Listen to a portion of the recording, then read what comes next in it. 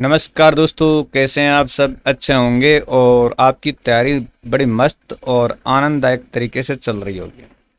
चलिए दोस्तों, बढ़ते हैं और हिंदी साहित्य के प्रश्न पढ़ते हैं।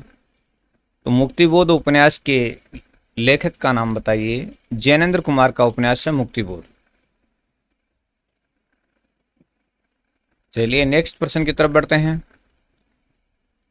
क्षण बोले कण मुस्काए। क्षण बोले कण मुस्कुराए रिपोर्टाज के लेखक का नाम बताइए। तो क्षण बोले कण मुस्कुराए रिपोर्टाज है और इसके लेखक हैं कन्हैयालाल मिश्र प्रभाकर। क्षण बोले कण मुस्कुराए रिपोर्टाज के लेखक कन्हैयालाल मिश्र प्रभाकर। चलिए नेक्स्ट प्रश्न की तरफ बढ़ते हैं। भक्ति आंदोलन के समय तमिलनाडु की महान संत कवयित्री का नाम बताइए। भक्ति आंदोलन के समय तमिलनाडु की महान संत कवयित्री कौन थी और इसका नाम जानते हैं हम? तो आंदाल।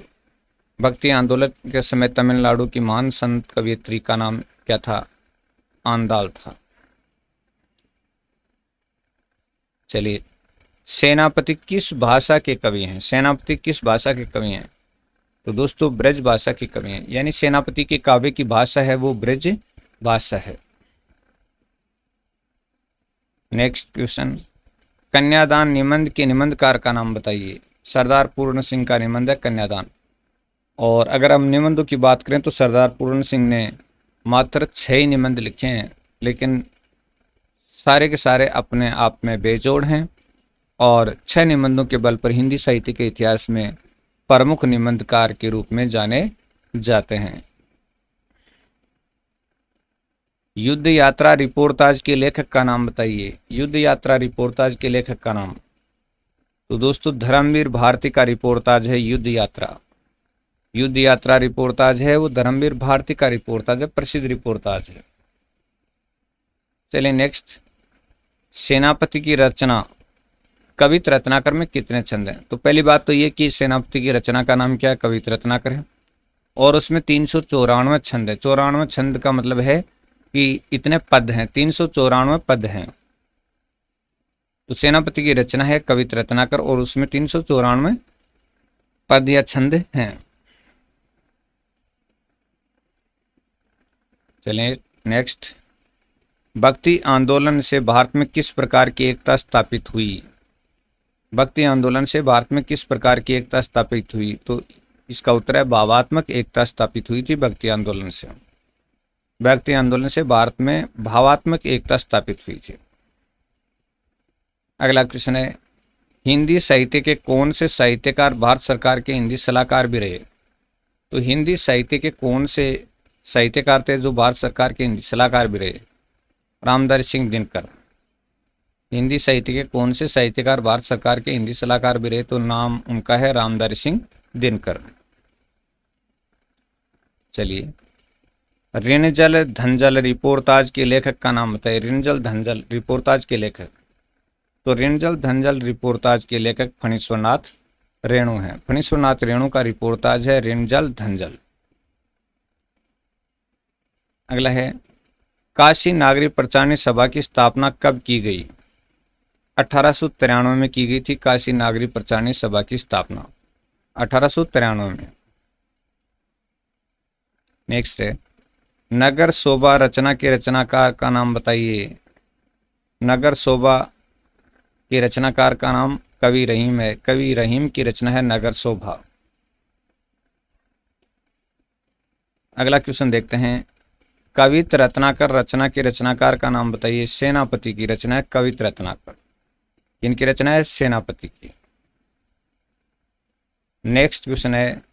रहीम ने किस भाषा में दोहे लिखे? तो ब्रज भाषा में लिखे थे दोहे। रहीमदास जी ने जो दोहे लिखे उनकी भाषा कौन सी है? ब्रज भाषा है। अगला प्रश्न है। हिम्मत बहादुर वीरुदावली किसकी रचना है? तो दोस्तों ये पद्माकर की रचना है। हिम्मत बहादुर वीरुदावली की रचना पद्माकर ने की थी। गणानंद की संप्रदाय में दीक्षित हो गए थे। गणानंद की संप्रदाय में दीक्षित हो गए थे तो गणानंद हैं वो निम्बार्क संप्रदाय में दीक्षित हो गए थे। यानी जीवन के अंतिम दिनों में गणानंद निम्बार्क संप्रदाय में दीक्षित हो गए थे। ठीक है जी, चलिए पढ़ते हैं। और अगला प्रश्न हमारे सामने है, हिंदी नाटक को आधुनिक बोध से जोड़ने का कार्य किसने किया? हिंदी नाटक को आधुनिक बोध से जोड़ने का कार्य उपेंद्र नाथ अशक ने किया था। तो हिंदी नाटक को आधुनिक बोध से जोड़ने का कार्य किसने किया? उपेंद्र नाथ अशक ने। चलिए एक प्रश्न और देख लेते हैं, साक्षात्कार किसे कहते हैं? साक्षात्कार उस भेंट या वार्ता को कहा गया है, साक्षात्कार उस भेंट या वार्ता को कहा गया जिसमें किसी संवाददाता या लेखक किसी व्यक्ति के सवाल जवाबों के आधार पर, साक्षात्कार उस भेंट या वार्ता को कहा गया जिसमें संवाददाता या लेखक किसी व्यक्ति के सवाल जवाबों के आधार पर प्रकाशन की सामग्री एकत्र करता है।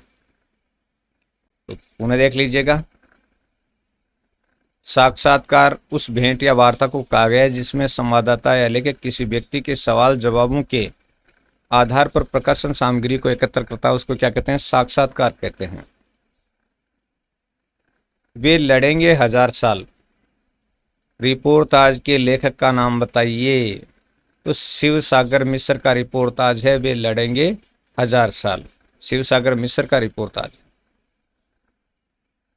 चलिए नेक्स्ट, रहीम के बैरवे किस भाषा में है? अवधी भाषा में है रहीम के बैरवे। तो रहीम के बैरवे जो लिखे हुए हैं वो कौन सी भाषा में है? अवधी में है, और दो है ब्रज भाषा में। चलिए, डॉक्टर रामकुमार वर्मा ने हिंदी का प्रथम कवि किसको माना है? स्वयंभू को माना है। तो दोस्तों ये छोटा सा वीडियो आपको कैसा लगा? अच्छा लगा तो बहुत बढ़िया बात है, तैयारी में मदद करेगा, और नहीं लगा तो कोई बात नहीं।